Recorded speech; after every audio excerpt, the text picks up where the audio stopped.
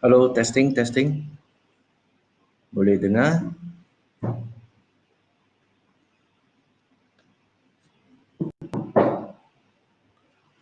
Okey.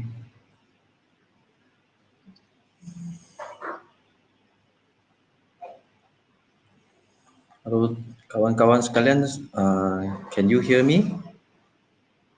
Ya, hari ini kita bermula dengan lebih lewat sedikit disebabkan tadi Ketua Menteri Pulau Pinang telah mengadakan satu mesej Ketua Menteri kepada rakyat negeri Pulau Pinang berkenaan dengan bantuan pakej bantuan rakyat negeri Pulau Pinang 2.0 yang bernilai 76 juta ringgit telah disebutkan oleh Ketua Menteri. Ini adalah perkara yang kedua yang telah dikemukakan, ya. Ini adalah pakej yang kedua yang telah dikemukakan oleh kerajaan negeri Pulau Pinang untuk membantu rakyat untuk berdiri semula dalam melawan COVID-19 ini. So tadi saya bermula lebih lewat sikit, I think 7 minit lewat kerana ucapan Ketua Menteri yang saya rasa begitu penting sekali untuk kita sama-sama mengikuti perkara-perkara yang telah disampaikan oleh kerajaan negeri, khasnya dalam proses Perintah Kawalan Pergerakan ini telah sampai ke tahap fasa yang keempat, dan kita juga tidak lama lagi kita akan buka semula beberapa sektor ekonomi dan juga di sektor-sektor lain yang berkait rapat dengan kehidupan seharian kita. So hari ini saya mungkin boleh mengambil sedikit masa untuk merumuskan atau memberi satu summary atau highlights tentang apa yang telah diumumkan oleh Ketua Menteri kita. Ya, Ketua Menteri tadi telah menegaskan bahawa walaupun kita negeri Pulau Pinang telah mencapai satu kejayaan di mana kita telah berjaya membendung wabak COVID-19 ini, tetapi masih kita perlu berhati-hati mempertingkatkan kesedaran kita tentang kebersihan dan juga memastikan bahawa persekitaran kita, ya, perlu dipastikan tidak ada risiko untuk jangkitan COVID-19 ini, sebab virus itu masih ada di luar sana. So kita tidak tahu selagi belum ada vaksin, belum ada immunity yang berkesan, maka risiko untuk wabak COVID-19 ini merebak itu masih ada. Maka walaupun sekarang Kerajaan Persekutuan telah mengumumkan bahawa akan mengadakan pada 4 hari bulan Mei yang lepas, iaitu telah bermulanya melaksanakan Perintah Kawalan Pergerakan Bersyarat, ya, PKPB. Ya, tetapi negeri Pulau Pinang memilih untuk mengambil beberapa langkah yang lebih berhati-hati, di mana akan mengadakan secara berfasa 3 peringkat. Ya, dan perkara itu telah diumumkan oleh Ketua Menteri pada beberapa hari yang lepas, dan saya rasa semua juga ambil maklum bahawa negeri Pulau Pinang kita masih perlu patuh kepada Perintah Pergerakan Kawalan Pergerakan, dan juga kita perlu memastikan bahawa kesemua pejabat atau ekonomi aktiviti yang ingin dimulakan hanya boleh dari 4 hari bulan hingga 8 hari bulan adalah tempoh untuk persiapan, ya, untuk kita bersiap sedia untuk memulakan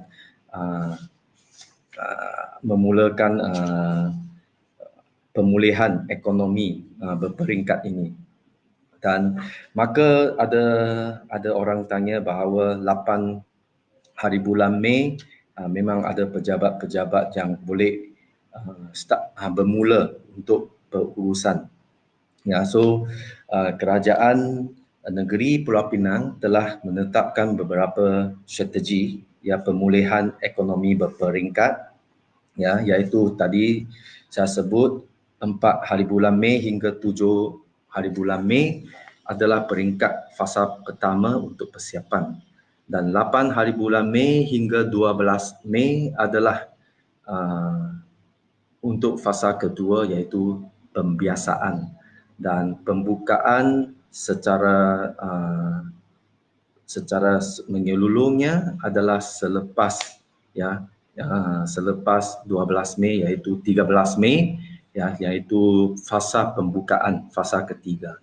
So semua ini kita nampak kerajaan negeri Pulau Pinang telah mengambil langkah, ya, yang berhati-hati, yang berwaspada, ya, supaya keadaan wabak ini kita akan kekal sebagai negeri yang hijau, yang tidak ada kes aktif, ya. So terima kasih kepada semua rakyat di negeri Pulau Pinang yang telah memberi kerjasama yang begitu baik sekali, di mana kelima-lima daerah SPT, SPU, SPS dan juga DTL dan Barat Daya, ya, DBD, semua telah mencapai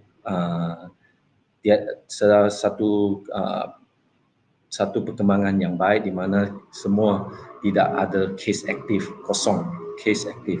So ini adalah satu pencapaian yang begitu membanggakan, yang melegakan kita, ya. Tetapi kita tak boleh leka, kita perlu teruskan pematuhan PKP ini, dan juga yang penting kita kena mempertingkatkan disiplin diri dan juga memastikan menjaga kebersihan diri supaya, ya, kita tidak terjangkit dengan wabak COVID-19 ini.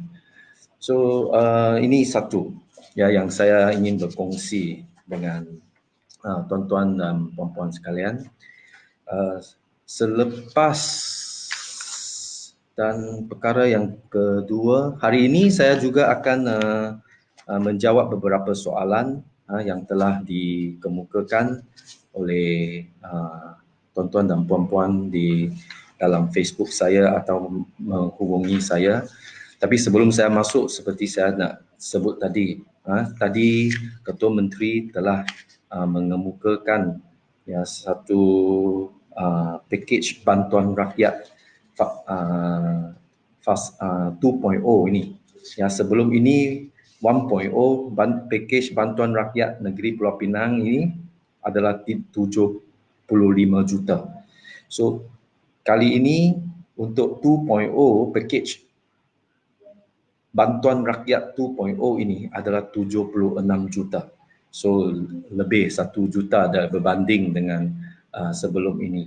So jumlahnya adalah 151 juta ringgit Malaysia yang akan diperuntukkan oleh kerajaan negeri dalam pakej untuk membantu rakyat, khasnya the most vulnerable group, untuk berdiri semula, ya, dan juga membantu ekonomi, memulihkan ekonomi negeri kita. Antaranya perkara yang pertama yang akan mendapat bantuan ini iaitu rebate cukai taksiran. Ya, Ini rebate cukai taksiran, maksudnya nanti tuan-tuan dan puan-puan yang memiliki hartanah rumah, kedai semua tahun ini ya, memang kerajaan akan membantu anda untuk membayar cukai taksiran ini. Di seluruh negeri Pulau Pinang ada 600 unit hartanah yang akan mendapat bantuan ini. Ya, ini secara langsung akan meningkatkan disposable income, ya. Pendapatan yang boleh dibelanjakan itu akan dapat ditambahkan dan juga sekaligus dapat meringankan beban rakyat di negeri Pulau Pinang ini. Ya. Dan saya sebelum ini ketua kita juga sering ditanya oleh penjajah makanan di kopitiam, di warung, di pusat penjajah yang mereka tidak ada berdaftar lesen dengan pihak berkuasa tempatan PBT, either sama ada ia dari MBSP atau MPPP, ya, mereka tidak mendapat bantuan ya dari RM500 itu pada package bantuan rakyat 1.0 itu. Kali ini package 2.0 ini kerajaan negeri telah mengambil kira perkara ini dan akan juga memberi bantuan bantuan tunai secara one off kepada penjajah-penjajah di kopitiam, pusat penjajah, ya, tepi jalanan yang mungkin ya mereka dalam sistem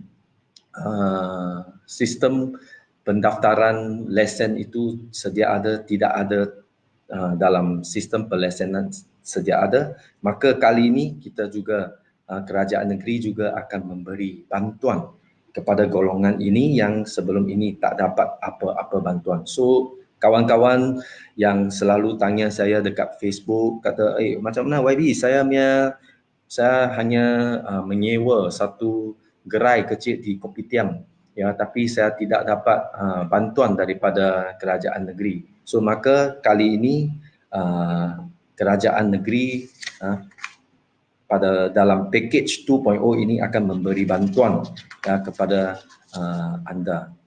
Ya, dan selain itu satu juga perkara yang saya rasa penting untuk package bantuan rakyat 2.0 ini yang dikemukakan oleh Yang Amat Berhormat Ketua Menteri tadi, iaitu bagi taska pusat penjagaan kanak-kanak dan juga tadika yang memang tidak dapat beroperasi sepanjang PKP ini, ya, memang pada sebelum ini mereka juga tidak dapat apa-apa bantuan dalam package 1.0 tadi. So maka kali ini dalam 2.0 kerajaan negeri juga akan memberi bantuan kepada taska pusat penjagaan kanak-kanak yang berdaftar di bawah JKM, Jabatan Kebajikan Masyarakat.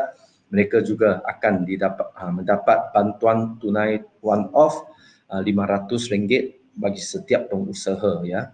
Mereka akan dapat, dan tadika yang berdaftar dengan Jabatan Pendidikan Negeri Pulau Pinang, mereka juga akan diberi bantuan.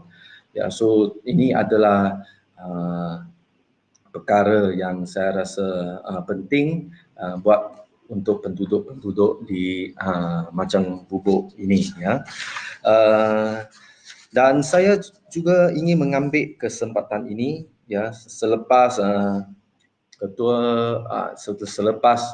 Perdana Menteri, ya, Tan Sri Muhyiddin menyebutkan 4 hari bulan Mei sudah ada perintah kawalan pergerakan bersyarat ini. Ramai sudah tanya saya, ya, ada yang tanya, YB, ini Ceruk Tukun boleh buka untuk orang membuat senaman exercise nak mendaki bukit. Ya, saya nak bagi tahu kepada semua rakan-rakan sekalian, Ceruk Tukun masih ditutup. Anda tidak boleh pergi mendaki bukit lagi, ya. selagi uh, selagi tidak ada apa-apa keputusan baru, ya, maka Ceruk Tokun, hutan Lipur Ceruk Tokun atau Taman Ekorimba Bukit Mentajam ini masih ditutup, ya, dan tak boleh dibuka untuk kegunaan orang ramai. Ya, dan kedua saya juga ada terima, ya, pertanyaan daripada penjajah jalanan, ya, mereka yang di tepi pasar, yang ada yang sudah sebegitu lama mereka tidak dibenarkan untuk berniaga, ya. Penjajah jalanan ada bertanya adakah mereka sudah boleh mula berniaga di tepi jalan, ya. Untuk maklumat para penjajah yang saya kasihi sekalian, ya, penjajah jalanan sebenarnya mereka masih tidak dapat menjalankan perniagaan buat semasa ini, ya. Tapi yang sekiranya mereka dalam pusat penjajah atau dalam uh, dalam warung, ya, yang dalam kedai-kedai, maka mereka boleh mengadakan perniagaan dengan syarat, ya, perlu mematuhi segala SOP, ya, segala SOP yang telah ditetapkan oleh kerajaan, ya. Khasnya mereka perlu memastikan bahawa perlu ada penjarakan sosial, ya, tidak boleh ada crowding, ya, kesesakan di satu tempat, dan juga perlu, ya, yang paling mencabar adalah perlu mendaftarkan, ya, mendaftarkan semua pelanggan-pelanggan yang datang, ya, untuk di negeri Pulau Pinang ini, kesemua premis makanan ini memang masih tidak boleh ada dine in, tak boleh dine in, tak boleh makan di restoran lagi, ya, hanya boleh take away. So perkara ini memang masih perlu diikuti. Uh, tak ada tak boleh semua premis makanan yang ingin berbuka, yang ingin mula bisnes mereka perlu memastikan bahawa tidak ada dine in, tak boleh makan di dalam restoran, ya. So ini dasar di negeri Pulau Pinang ini masih diteruskan dan tidak ada kebenaran untuk orang makan di dalam kedai tersebut, ya. So ini adalah beberapa perkara yang perlu diambil berat, ya, untuk kita memastikan bahawa kita putuskan rantaian jangkitan COVID-19 ini. Ada juga, ya, yang tanya, ya, sekarang ini pada minggu yang lepas saya juga ada menerima pertanyaan tentang pelajar-pelajar yang belajar di luar negara yang ingin balik ke Malaysia ini, termasuk yang belajar di Singapura, di Indonesia, atau di mana-mana tempat yang lain, di Europe ke Australia ke, mereka nak balik, ya. Mereka perlu mendapatkan tiket penerbangan sendiri. Kemudian mereka akan sampai ke tanah air kita di lapangan terbang Pulau Pinang, katakan mereka akan diambil suhu. Sekiranya suhu badan mereka adalah normal, mereka akan diwajibkan untuk dikuarantin 14 hari di pusat kuarantin yang telah ditetapkan oleh Kementerian Kesihatan Malaysia. So perkara ini saya ingin ulang sekali kerana saya ada terima pertanyaan seperti ini, di mana pelajar-pelajar yang ingin balik dari luar negara ke Malaysia, ya, mereka akan diwajibkan untuk kuarantin 14 hari. Ada orang tanya saya, mereka sudah membuat saringan di luar negara, katakan di Singapura, mereka telah pergi klinik untuk buat saringan dan mereka telah confirm bahawa mereka adalah negatif, ya, adakah mereka masih perlu dikuarantinkan bila balik ke Malaysia? Jawapannya adalah masih perlu, ya, masih perlu kerana kita tidak tahu, ya, sebab virus itu dia boleh ada incubation period dia sebanyak 14 hari hingga 21 hari. So maka untuk memastikan bahawa kita tidak mau ambil risiko di mana kemungkinan ada kes-kes positif yang diimport masuk daripada negara lain, ya, negara jiran kita.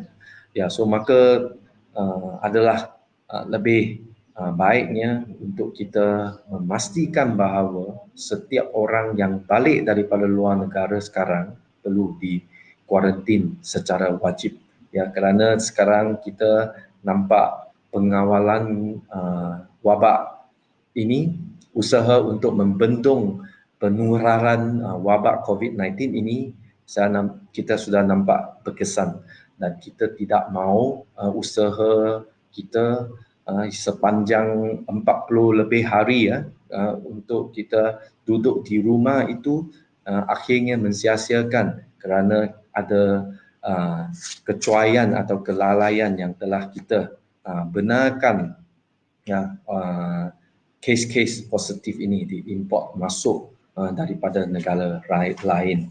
Ya, so saya juga ada menerima pertanyaan di mana ada orang tanya bila pusat khidmat YB akan dibuka atau beroperasi semula. Saya juga ingin mengambil kesempatan ini untuk memaklumkan bahawa pusat khidmat saya akan mula beroperasi pada hari Selasa depan, iaitu pada 12 hari bulan Mei, ya, 12 hari bulan Mei, pusat khidmat saya akan beroperasi semula daripada jam 10 pagi hingga 6 petang. Tapi semua sedia maklum bahawa kita sekarang berada di keadaan new normal ini, wabak COVID-19 ini, maka urusan dengan pusat khidmat saya, ya, kita masih menggalakkan supaya lebih ramai lagi akan menggunakan, ya, teknologi kita dengan menggunakan online, ya, online appointment, supaya boleh online appointment, ya, boleh membuat temujanji dengan kita melalui handphone atau WhatsApp, ya, atau online sehari sebelum anda ingin datang membuat pengurusan dengan pusat khidmat kita. Apa maksudnya? Ya, membuat appointment secara online maksudnya anda perlu memberikan maklumat anda, ya, iaitu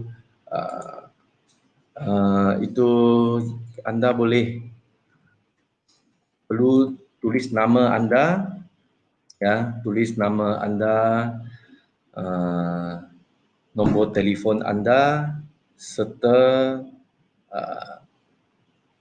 alamat kediaman anda.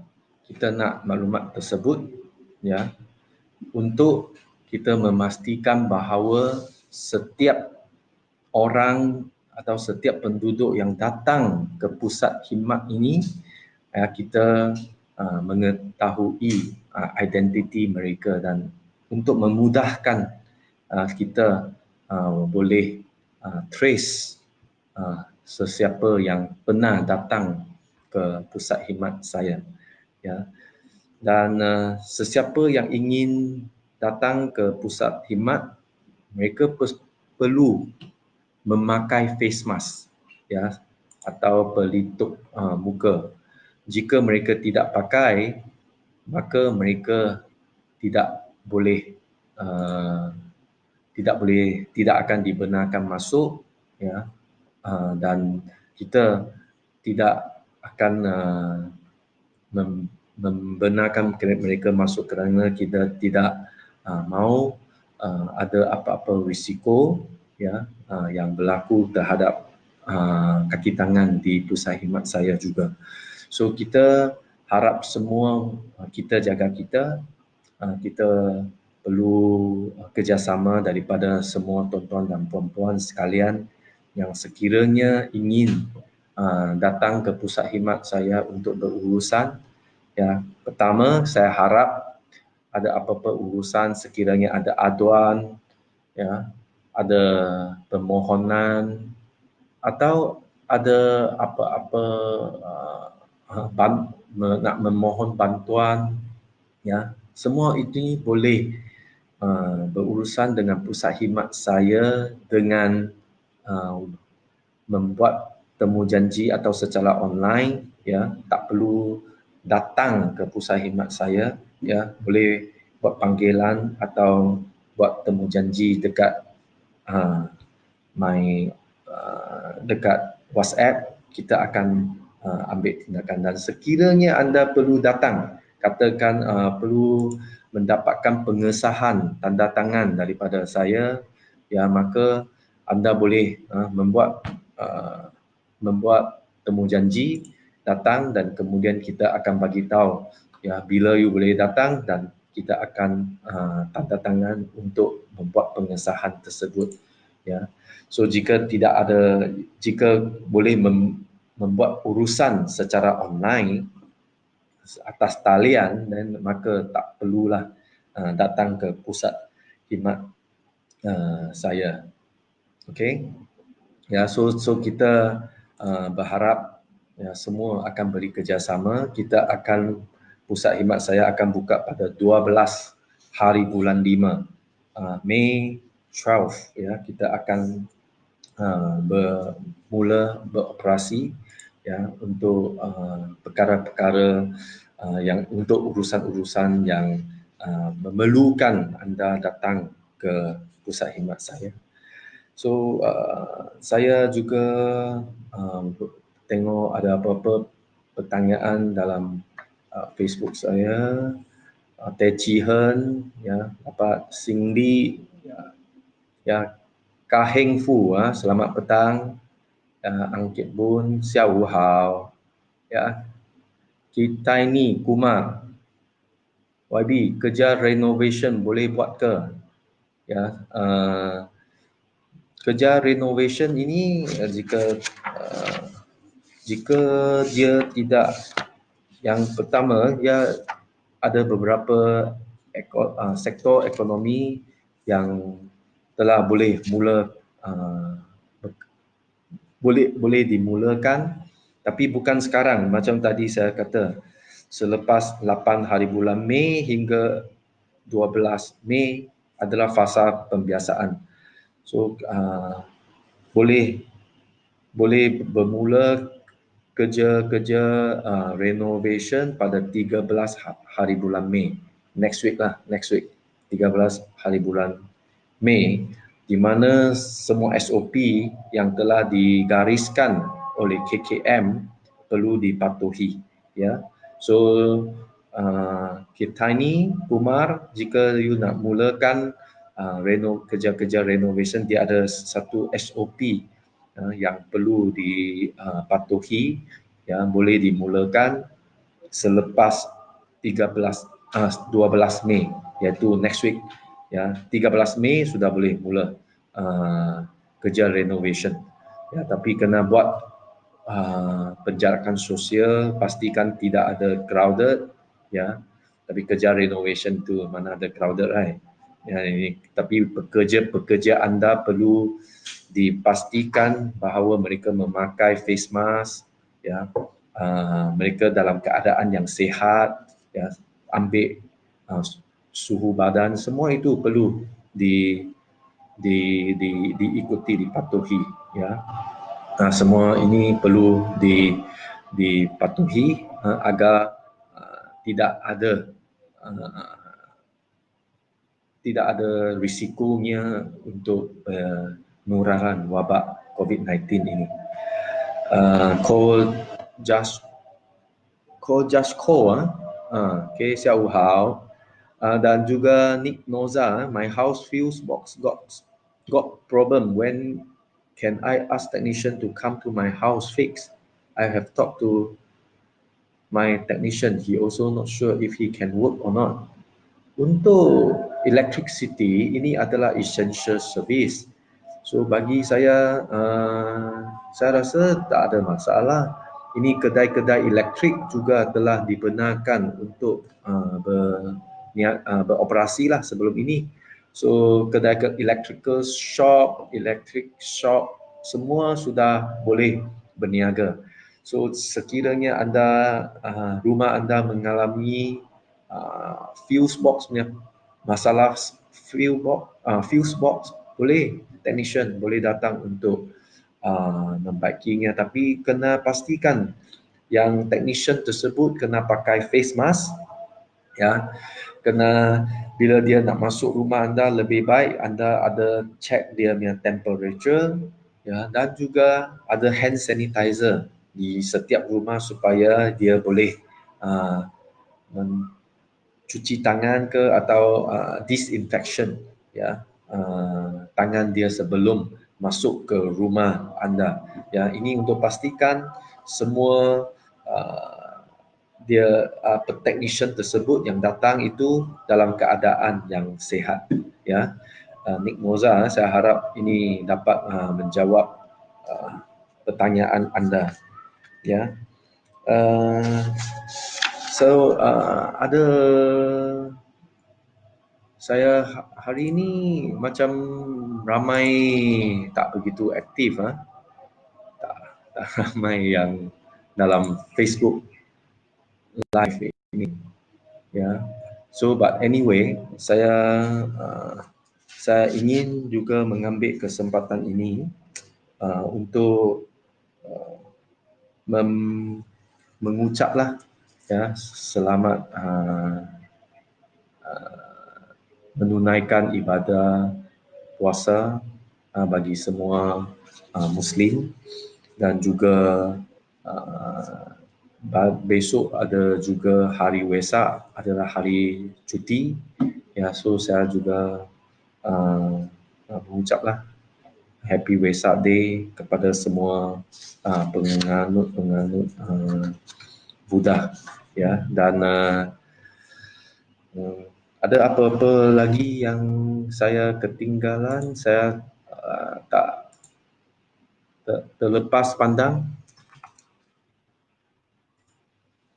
Ini beberapa perkara yang telah kita buat dalam beberapa hari ini. Saya juga bersama-sama dengan saudara Steven Sim, Ahli Parlimen Bukit Mertajam, ya. Kita juga ada turun ke beberapa kampung, ya. Pada Isnin yang lepas kita pergi ke Bukit Teh, Kampung Bukit Teh, untuk mengedarkan juadah buka puasa kepada penduduk-penduduk di Bukit Teh, di Kampung Nyok, di Kampung Berangan 9, ya. Kita berjumpa dengan penduduk-penduduk kampung untuk bertanya macam mana, apa khabar mereka selepas begitu lama duduk di rumah, ya. Ada apa-apa keadaan yang mereka nak berkongsi dengan kita, dan saya nampak ramai begitu baik sekali kerjasama yang duduk di rumah, ya, dan mereka juga mengikuti, ya, perkembangan terkini tentang apa yang telah berlaku di negara kita, khasnya dalam krisis COVID-19 ini. Ya, dan semalam saya dan Steven Sim, kita juga ada turun ke Ceruk Tukun, beberapa kampung di Ceruk Tukun. Kita turun ke kampung Teluk Bukit, ya, Jalan Kolam, Jalan Kolam, dan juga di Kampung Pisang yang kita turun untuk menyantuni penduduk-penduduk dalam bulan Ramadan yang mulia ini. So ini setiap tahun memang kita uh, dulu sebelum ini, sebelum ada COVID-19 ini, memang kita akan mengadakan majlis berbuka puasa beramai-ramai. Tapi tahun ini kita tak boleh buatlah majlis buka puasa.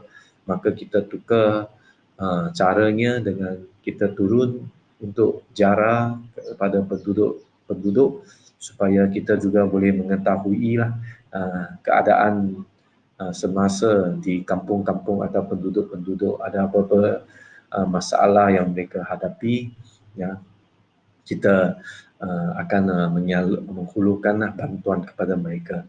Dan di Kadun Macam Bubuk tahun ini memang kita ada untuk asnaf-asnaf yang miskin, mereka juga akan diberi bantuan secara tunai, ya, bantuan secara tunai RM65 kepada penerima zakat, ya, yang saya tak pasti bila wang itu akan masuk, tapi kita akan pastikan bahawa bantuan tersebut dapat dimasukkan sebelum hari raya, ya. Ini sudah Ramadan ke-13 hari ini.